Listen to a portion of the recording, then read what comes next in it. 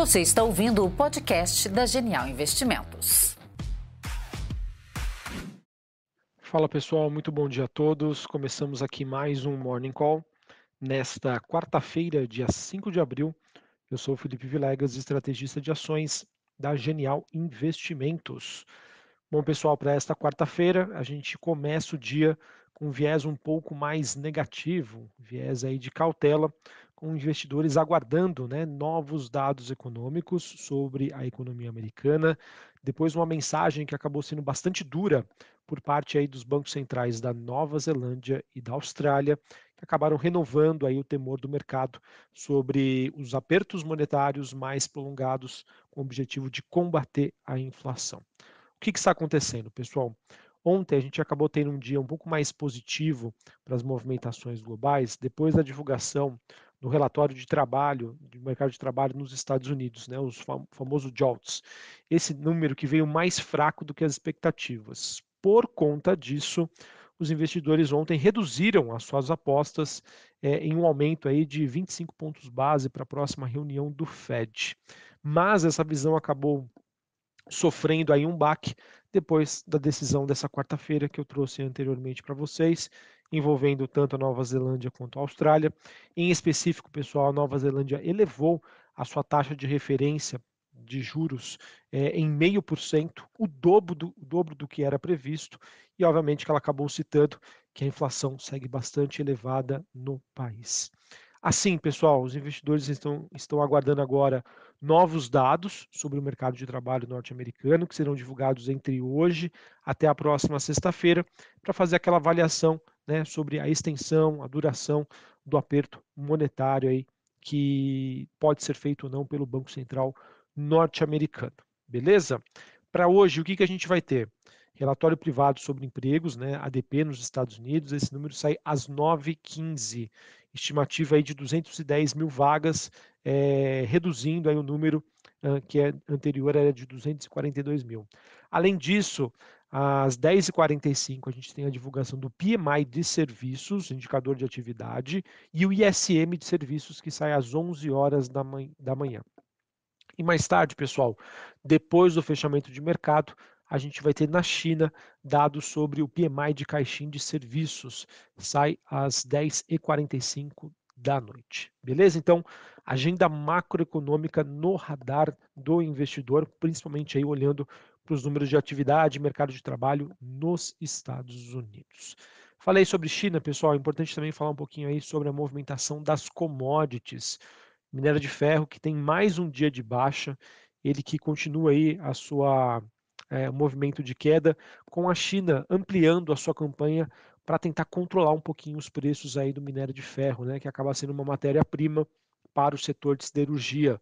Minério de ferro que cai quase 6% somente nessa semana, se aproximando aí de uma mínima de quase 4 meses. A última notícia que nós temos é que a Comissão Nacional de Desenvolvimento e Reforma Chinesa pediu ontem que as empresas analisem o mercado de minério de maneira a evitar exageros, especulações e que, por consequência, isso possa provocar uma alta dos preços. Isso, pessoal, reflete que a China está incomodada com esse nível de minério de ferro. Ela julga que hoje esse preço é muito mais especulativo do que necessariamente um preço justo, diante aí de oferta e demanda global, principalmente por parte dela. Além disso, pessoal, nós temos na Bolsa de Londres os metais industriais, o cobre caindo 0,20, o níquel caindo 0,43, e olhando para o petróleo, a gente também acaba tendo um dia um pouco mais negativo. O petróleo WTI negociado em Nova York queda de 0,30, $80 o barril, ele consegue se manter nessa região, e o Brent na faixa dos $85 o barril.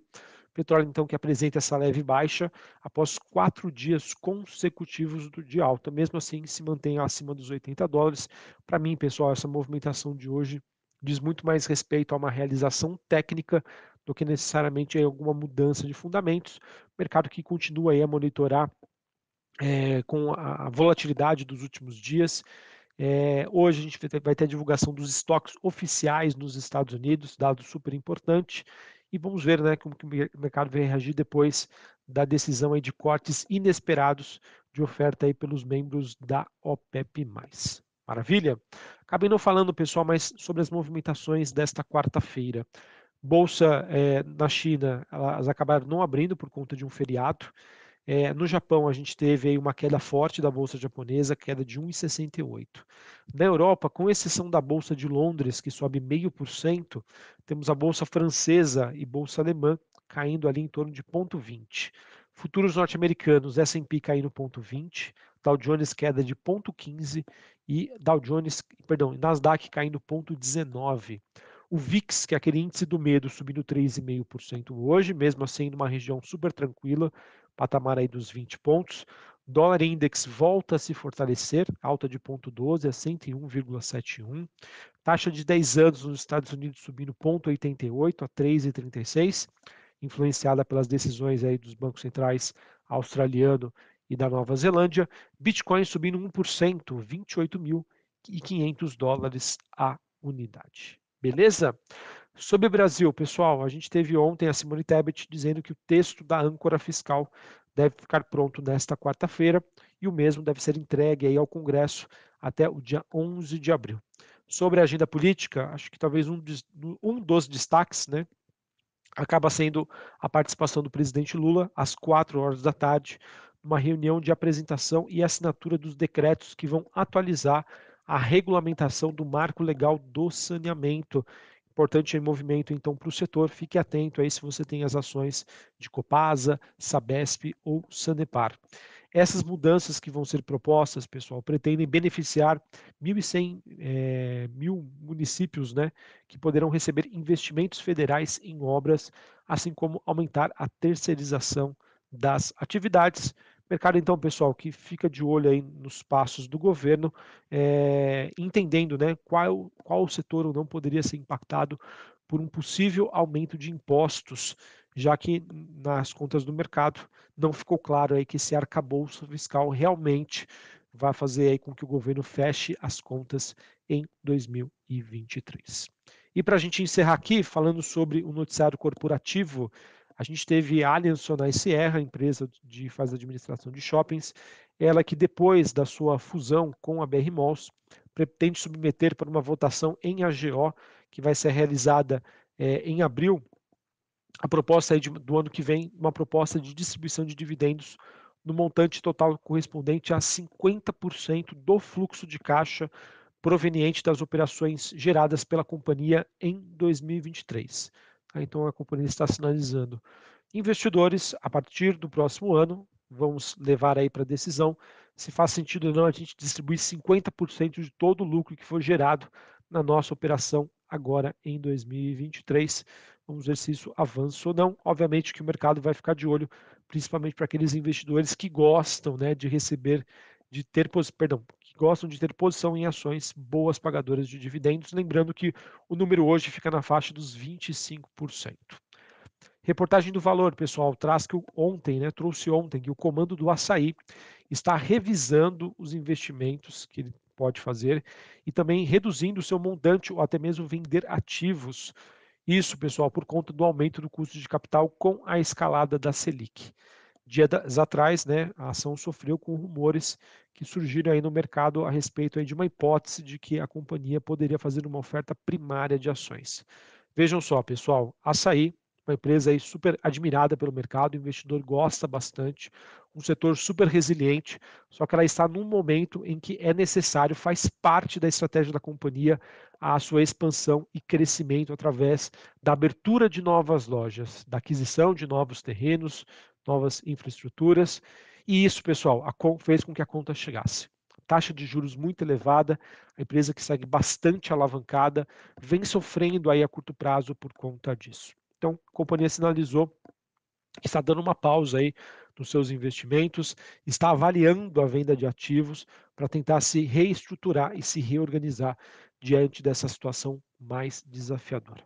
E por fim, ainda falando sobre supermercados, a gente teve o Grupo Pão de Açúcar comunicando que foi concluída ontem, né, mais uma etapa do processo de segregação dos negócios aí com a Êxito, a companhia que quer segregar, né, ou seja, assim como ela fez com o Açaí nos últimos anos, fazer também isso, essa segregação com o Grupo Êxito, através da listagem de uma BDR. Tá? O objetivo disso é que o Grupo Pão de Açúcar identifica que as suas ações poderiam ser melhor avaliadas com a segregação dos ativos, facilitando assim o processo de valuation aí por parte do mercado. Beleza? Bom, pessoal, então era isso que eu tinha para passar para vocês. O mercado hoje segue com um tom um pouco mais de cautela, depois das decisões aí dos bancos centrais da Oceania, que acabaram tendo um tom bem mais duro, bem mais hawkish, dizendo aí que inflação ainda é um problema e então o mercado vai ficar de olho na agenda macroeconômica nos Estados Unidos para entender se essa postura também deveria ser praticada pelo Banco Central norte-americano e aqui no Brasil o mercado segue de olho aí no passo a passo aí do governo. Um abraço, uma ótima quarta-feira para vocês, até mais, valeu!